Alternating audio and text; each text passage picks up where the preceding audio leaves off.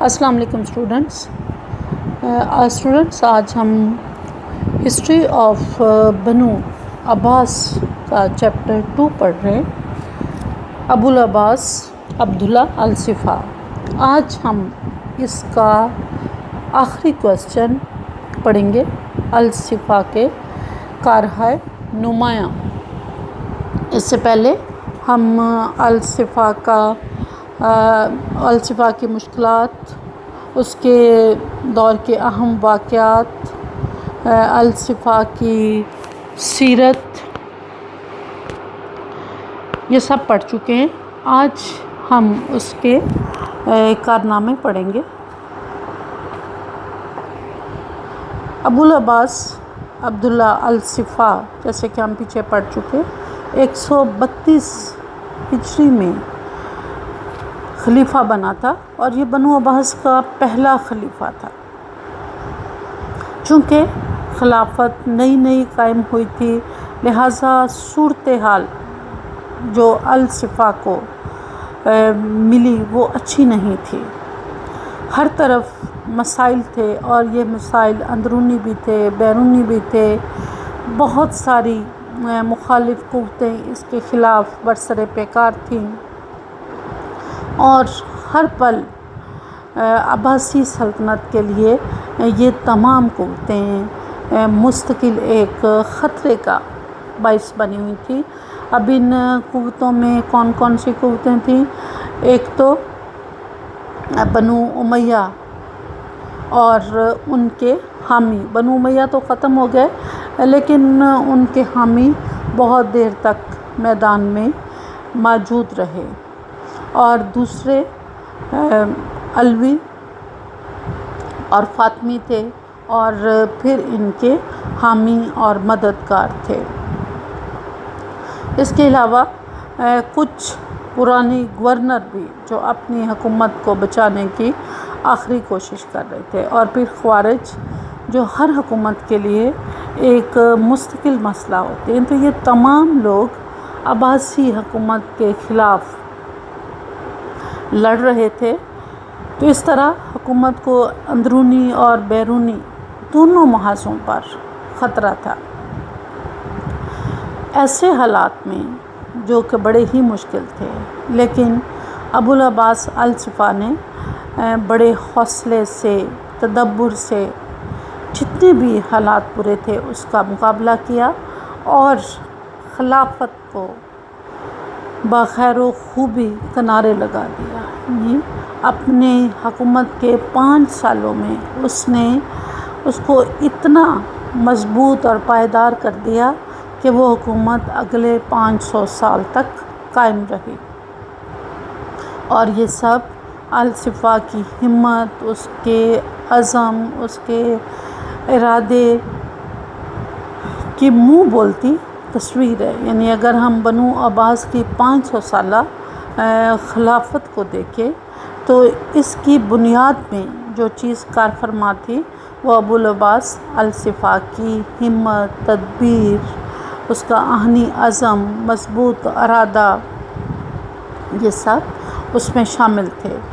جب ہم الصفا کے کارناموں کا جائزہ لیتے ہیں تو اس کے کچھ کارنامے بہت ہی نمایاں طور پر ابھر کر ہمارے سامنے آتے ہیں۔ ان میں الصفا نے جو پہلا کارنامہ سر انجام دیا وہ بغاوتوں کا سد باب تھا۔ الصفا جب خلیفہ بنا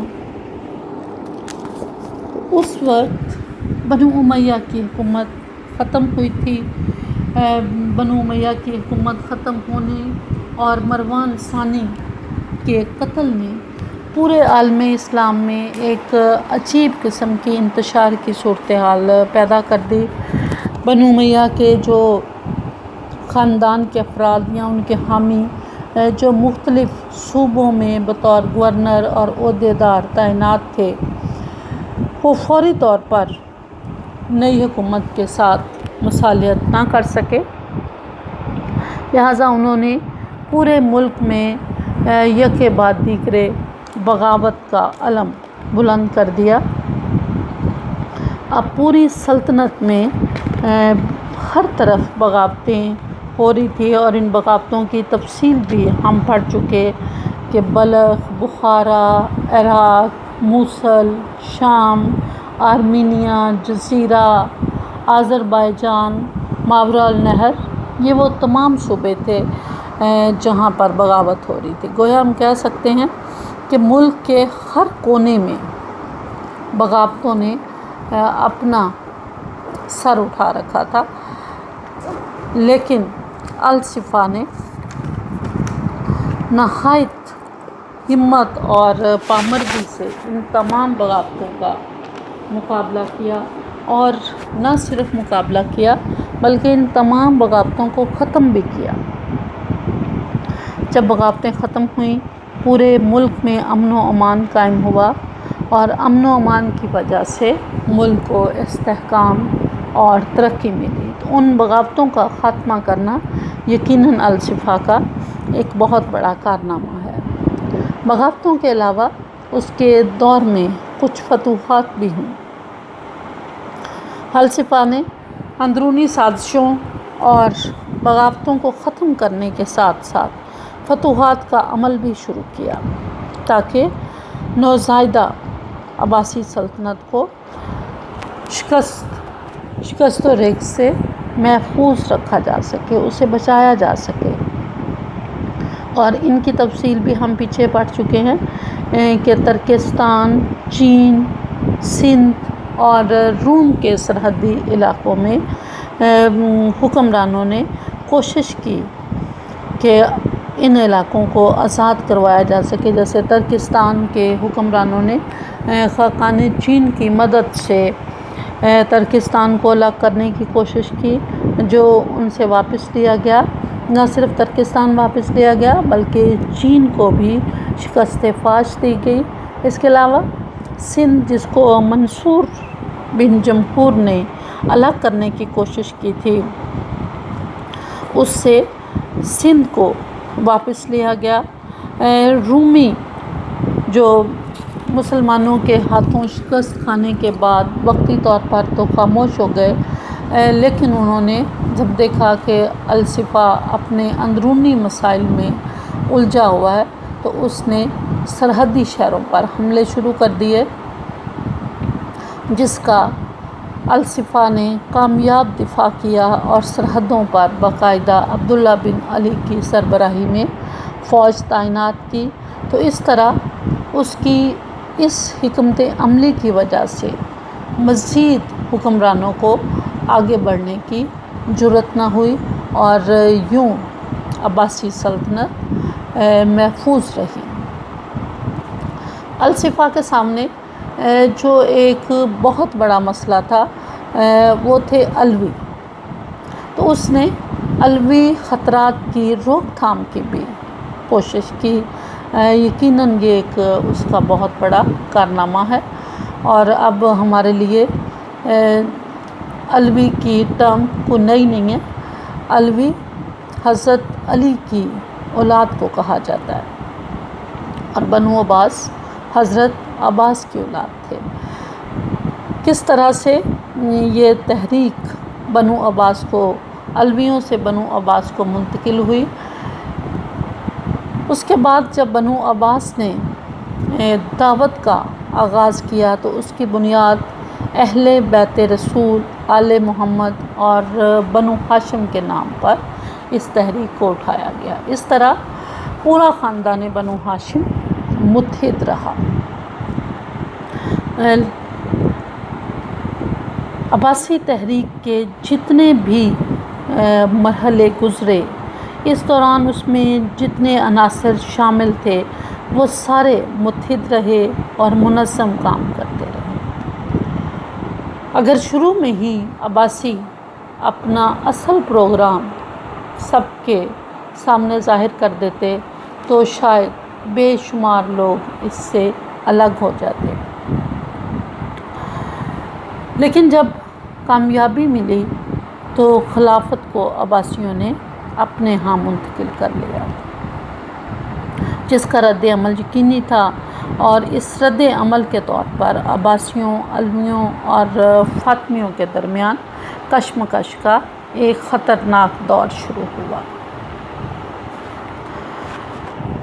علوی اور فاطمی یہ دونوں حضرت علی کی ہی اولاد تھے،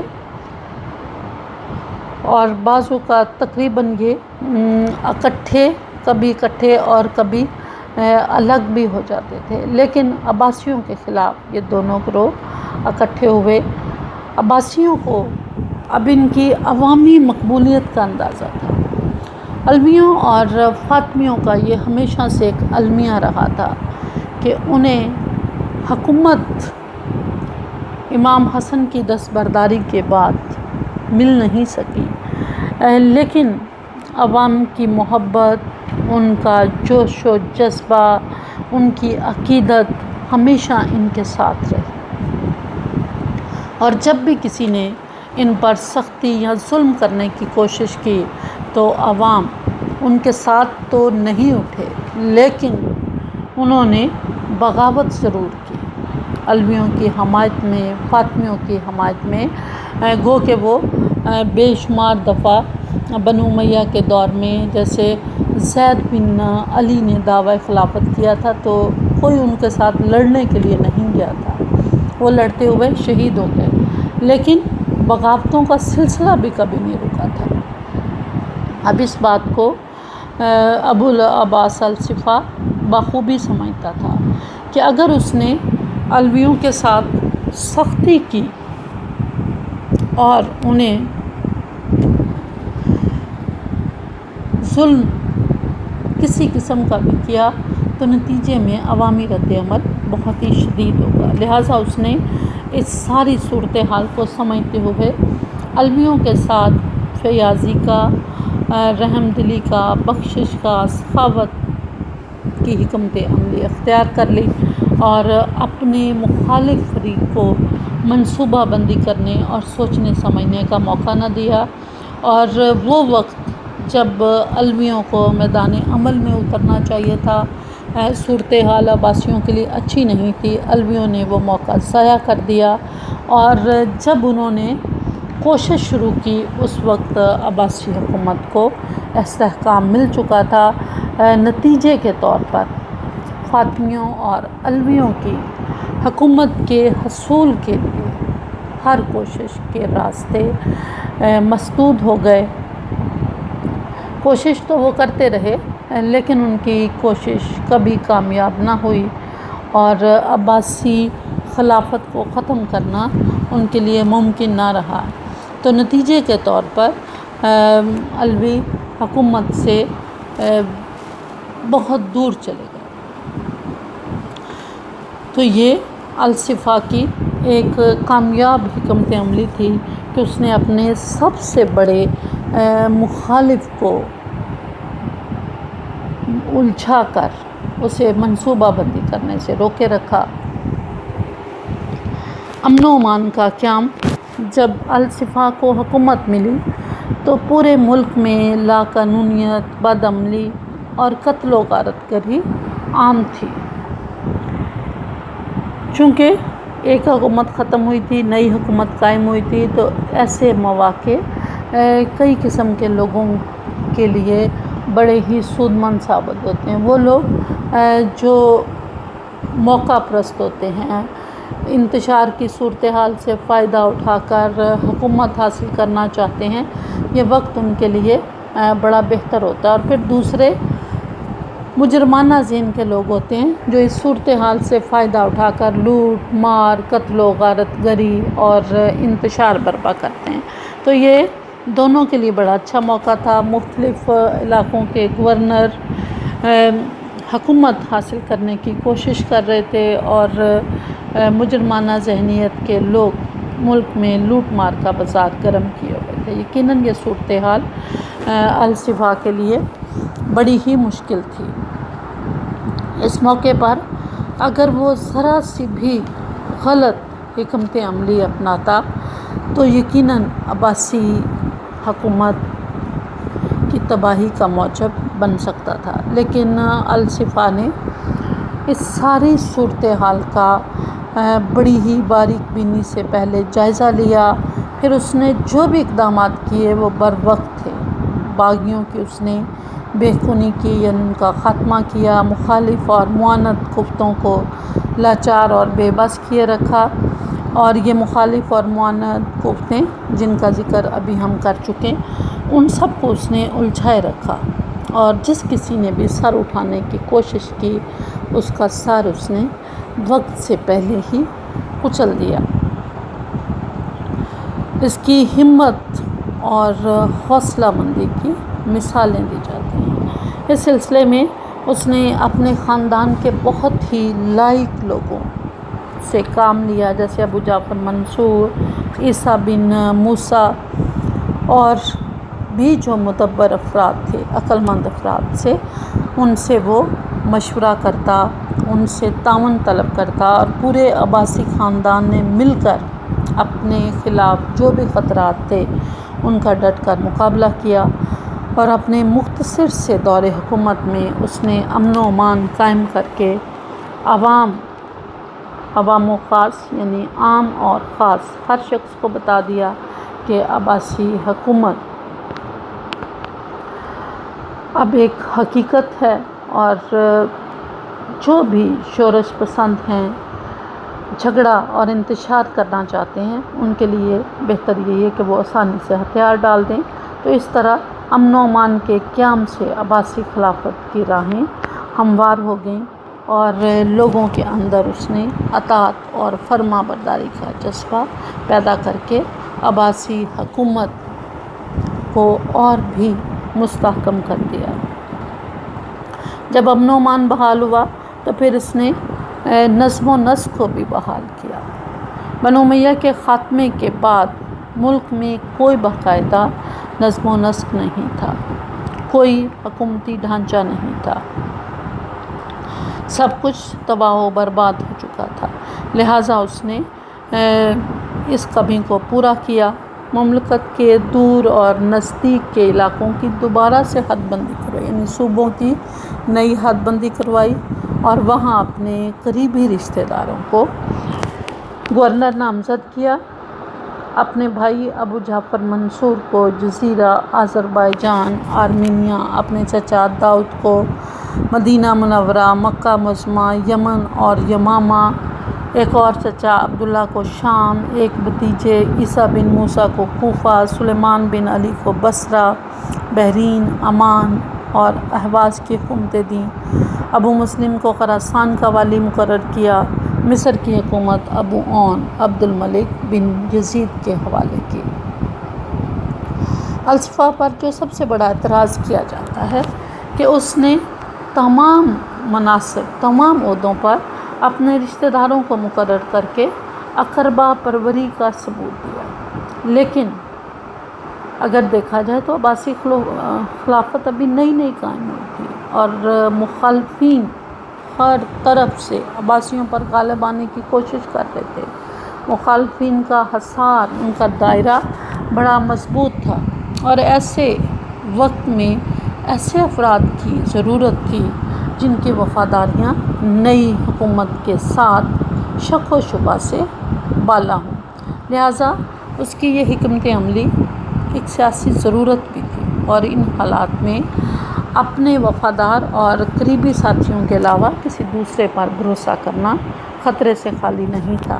پھر خاندان کے بامی اتحاد، ہم آہنگی کی بدولت عباسی اپنی تمام مد مقابل قوتوں کو شکست دینے میں کامیاب رہے، یعنی خاندان عباسی متحد رہا، اس کے اندر کوئی پھوٹ، کوئی اختلاف پیدا نہ ہوا، لہذا پورے خاندان نے باہم مل کر اپنے دشمنوں کا مقابلہ کیا۔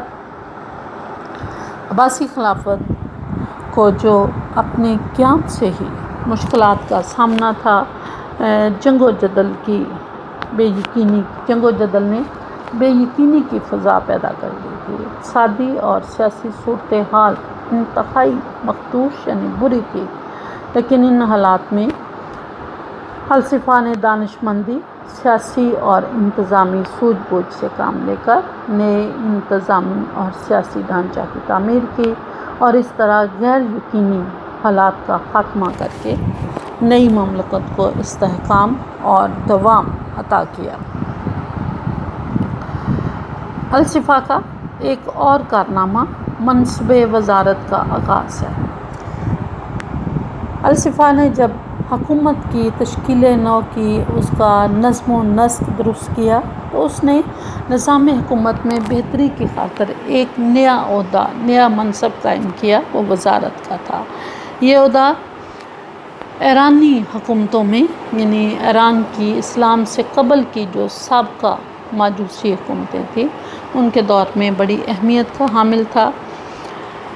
عباسی دور میں ابو سلمہ خلال پہلا عباسی وزیر تھا جس کو اس عہدے پر فائز کیا گیا۔ ابو سلمہ خلال کوفے کا رہنے والا تھا، اور یہ شخص اپنے علم و فضل کی وجہ سے اور اپنی شخصیت اور کردار کی وجہ سے عوام میں بڑا مقبول تھا۔ عباسی دائی تھا، لیکن اس کی تمام تر ہمدردیاں علویوں اور فاطمیوں کے ساتھ تھیں۔ یہ حکومت اہل بیت نبوی میں منتقل کرنا چاہتا تھا۔ جب صفا حمیمہ سے بھاگ کر کوفہ آیا تو ابو سلمہ خلال نے اس کی بیعت کرنے میں بڑی تاخیر کا مظاہرہ کیا۔ صفا کے دل میں اس کے خلاف گرہ پڑ گئی، اور جب ابو سلمہ خلال کی کوششیں کامیاب نہ ہوئیں اور کسی بھی فاطمی اور نے اس حکومت کو ابو سلمہ خلال کی پیشکش پر غور نہ کیا اور حکومت کے لیے کوئی کوشش اور جدوجہد نہ کی، تو ابو سلمہ خلال نے الصفا کی بیعت کر لی۔ لیکن الصفا کے دل میں جو گرہ پڑ چکی تھی، اس کا نتیجہ یہی نکلا کہ اس نے ابو مسلم خراسانی کے ذریعے اس کو قتل کروا دیا اور ہاشمیہ میں دفن ہوا۔ ابو سلمہ خلال کی موت کے بعد خالد برمکی کو وزارت کا عہدہ دیا گیا۔ خالد کا دادا یا خالد کے جد امجد بلخ سے تعلق رکھتے تھے۔ بلخ بدھ مت کا ایک بہت بڑا مرکز تھا، اور اس سے پہلے یہ آتش پرستی کا بھی مرکز تھا، اور سب سے پہلے زرتشت نے جب مقدس آگ کو روشن کیا تھا تو بلخ میں کیا تھا۔ تو بلخ کا آتش کدہ نوبہار یہاں کے اس کے آباء و اجداد متولی تھے۔ سب سے پہلے اس کے دادا فیروز برمکی نے حضرت عثمان کے زمانے میں اسلام قبول کیا تھا، لیکن اسے اس کی قوم نے اسلام قبول کرنے کے جرم میں قتل کر دیا۔ بعد میں اس کا فیروز برمکی کا بیٹا جعفر برمکی جب ولید کے زمانے میں دوبارہ بلخ کو فتح کیا گیا تو وہ مسلمان ہوا، لہذا اس نے قتل کے خوف سے بلخ چھوڑ دیا اور دمشق چلا آیا، اور یہاں آ کر وہ بنو سلیمان کے دور میں کاتب کے عہدے پر فائز ہوا۔ اسلام لانے سے پہلے بھی یہ خاندان اپنی قوم میں بڑا مقبول تھا، اور اسلام قبول کرنے کے بعد بھی علمی فضیلت کی وجہ سے انہیں عوام میں بڑی ہی پذیرائی ملی۔ یہ بڑے پڑھے لکھے لوگ تھے۔ برمک خاندان نے عباسی تحریک میں بڑا اہم کردار ادا کیا، اور خالد برمکی اس دوران اس پوری تحریک میں پیش رہا، لہٰذا خالد برمکی کو اس کی خدمات کے صلے میں وزارت کا عہدہ دیا گیا، اور خالد اور پھر اس کے خاندان نے بنو عباس کی حکومت کو بام عروج تک پہنچانے میں بڑا ہی اہم کردار ادا کیا۔ بعد میں حاجب کا ایک نیا عہدہ قائم ہوا جسے وزارت کے عہدے پر فوقیت حاصل رہی، لیکن یہ بہت بعد میں ہوا۔ ایک لمبے عرصے تک وزارت کا عہدہ عباسی نظام حکومت میں غالب رہا۔ ابو العباس الصفا کا ایک اور کارنامہ دارالخلافہ کی تعمیر تھی۔ بنو امیہ کا دارالحکومت دمشق تھا۔ دمشق میں بے پناہ خوبیاں تھیں، موضوع تھا، لیکن بنو عباس اپنے لیے اسے قابل قبول نہیں سمجھتے تھے۔ لہٰذا انہوں نے عراق کو اپنا دارالحکومت بنایا اور عراق میں کوفہ کو مرکزی حیثیت دی گئی۔ کوفہ بنو عباس کا پہلا دارالحکومت تھا، لیکن الصفا کوفہ سے مطمئن نہیں تھا، اور اس کی وجہ اہل کوفہ کی مطلون مزاج فطرت اور شورش پسندی تھی۔ اس نے کوفہ دارالحکومت بناتے ہی ایک نئے دارالحکومت کی تلاش شروع کر دی، لہٰذا عراق میں ہی ایک اور قصبہ انبار کے قریب ایک نئے دارالحکومت کا ہاشمیہ کے نام سے اس نے آغاز کیا، اسے تعمیر کیا اور آہستہ آہستہ اپنے تمام دفاتر کوفہ سے وہاں منتقل کر دیے۔ اس لحاظ سے وہ پہلا عباسی حکمران ہے جس نے ملکی سالمیت کے پیش نظر نئے دارالحکومت کی داغ بیر ڈالی، یعنی ایک نیا شہر تعمیر کیا۔ الصفا کی خارجہ پالیسی بھی بڑی ہی کامیاب رہی۔ الصفا کی خارجہ پالیسی جو کسی جارحیت اور مصالحت کا حسین امتزاج دکھائی دیتی، یعنی کبھی اگر ضرورت پڑتی تھی تو وہ صلح صفائی پر بھی آمادہ ہو جاتا تھا، اور اگر ضرورت ہوتی تھی تو وہ جنگ بھی ضرور کرتا تھا۔ جیسے اس نے چین کے خلاف جنگ کی، لیکن روم کے ساتھ اس نے صلح کی، تو عباسیوں کی سرحدیں چین، ترکستان اور روم کی حکومتوں کے ساتھ ملتی تھیں۔ تینوں حکومتیں بنو امیہ کے زمانے سے ہی مسلمانوں کی مخالف تھیں، ان کے خلاف لڑ رہی تھیں۔ الصفا نے تینوں مد مقابل مخالف حکومتوں کی حیثیت، نوعیت اور قوت کا الگ الگ اندازہ کر کے ان کے خلاف جدا جدا حکمت عملی اختیار کی، یعنی اگر وہ سب کے ساتھ ایک ہی طرح سے سلوک کرتا تو شاید ناکام ہوتا۔ اس نے ترکستان، چین اور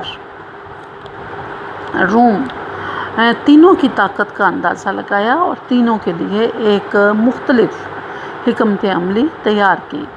ترکستان کا وہ علاقہ جو بنو امیہ کے زمانے سے فتح ہو چکا تھا، مسلمانوں کے زیر اثر تھا، اب ترکستان کا کچھ علاقہ چین کے پاس بھی تھا، لہٰذا چین ہمیشہ جو علاقہ مسلمانوں کے پاس تھا اسے حاصل کرنا چاہتا تھا، اس کی طرف للچائی ہوئی نظروں سے دیکھتا تھا، اور خود ترکستان کی ریاستیں جو چھوٹی چھوٹی ریاستوں میں تقسیم تھیں، ان کی بھی خواہش تھی کہ وہ مرکز سے اپنے آپ کو الگ کر لیں، لہٰذا صفا نے ان تمام ریاستوں، ترکستان کی ریاستوں پر فوج کشی کی، انہیں اطاعت پر مجبور کیا، پھر اس کے بعد چینیوں کو شکست دی اور چین کو اس بات پر مجبور کیا کہ وہ اپنی حدود کے اندر رہے اور ترکستان کی سے ہمیشہ کے لیے دستبردار ہو جائے۔ اور پھر 133 ہجری میں الصفا نے ختن پر قبضہ کر لیا۔ چاچ اور فرخانہ کی باہمی رنجشوں کا فائدہ اٹھاتے ہوئے ان پر بھی قبضہ کر لیا، اور وہ چھوٹی چھوٹی خود مختار ریاستیں جو کہ الگ ہونے کی کوشش کر رہی تھی وہ ہمیشہ کے لیے عباسی حکومت کے قبضے میں آ گئیں۔ چینیوں کو اپنے علاقے تک محدود رکھنے کے لیے ان کے خلاف فوج کشی کی، اور جنگ طالاس 751 عیسوی میں ہوئی۔ چینیوں کو مکمل شکست دے کر ترکستان سے انہیں دستبردار ہونے پر مجبور کر دیا گیا، اور ترکستان کا حصہ ہمیشہ کے لیے اسلامی سلطنت کا حصہ بن گیا۔ ایشیا کوچک کا وہ علاقہ جو بنو امیہ کے پاس تھا، اور یہ مسلمانوں اور رومیوں کے درمیان ہمیشہ میدان کارزار یعنی جنگ کا میدان بنا رہا۔ عباسی خلافت کے قیام کے بعد رومیوں نے سرحدی علاقوں کی طرف پیش قدمی کر کے ملتیا اور کمخ پر قبضہ کیا، مسلمان آبادی کو تحت دیگ کیا، یعنی انہیں قتل کیا، لیکن الصفا نے رومیوں سے صلح کر کے وقتی طور پر جنگ و جدل کو ٹال دیا۔ خلافت بنو عباس کا حقیقی بانی۔ ان تمام کارناموں جن کا جائزہ ہم اوپر لے چکے، ان کو دیکھنے کے بعد ہم یہ کہہ سکتے ہیں کہ الصفا کو منصب خلافت پر فائز ہونے کے بعد بڑے گمبھیر اور کٹن مسائل اور حالات کا سامنا تھا۔ پورے ملک میں بغاوتیں عام تھی، نظم و نسق مفقود اور خزانہ خالی تھا، ملک بھر میں بے چینی کی فضا تھی، مخالف قوتیں میدان عمل میں تھیں۔ تو ان مخدوش حالات میں الصفا نے تدبر، ہوش مندی، حوصلہ، آہنی عزم اور سخت گیر اقدامات کی بدولت ملک سے بغاوت، سازش اور فتنہ فساد کو اپنے آہنی عزم، ارادے اور سخت گیر اقدامات کی وجہ سے ختم کر کے فتنہ اور فساد کے تمام دروازے بند کرنے کی ہر ممکن صحیح کی، یعنی کوشش کی، اور اس کے پہلے بانی خلیفہ کی حیثیت سے ملک کی نظم و نسق میں ٹھہراؤ اور یقین پیدا کیا گیا۔ انتشار کا سر کچل کر عباسی خلافت کی صورت میں عالم اسلام کو ایک نیا مضبوط مرکز فراہم کیا، جو صدیوں تک دنیا اسلام کی شیرازہ بندی اور علمی تہذیبی ترقی کا باعث بنا رہا۔ چنانچہ ان تمام عظیم و شان کارناموں کی بدولت ہم اسے خلافت عباسیہ کا اولین معمار کہیں تو یہ بے جا نہ ہوگا۔ یقیناً ابو العباس الصفا خلافت عباسیہ کا بانی اور معمار تھا، اور اس کے کارناموں کی وجہ سے ہی عباسی خلافت 500 سال تک قائم رہی، اور اس کے تمام مخالف مل کر بھی اسے ختم نہ کر سکے۔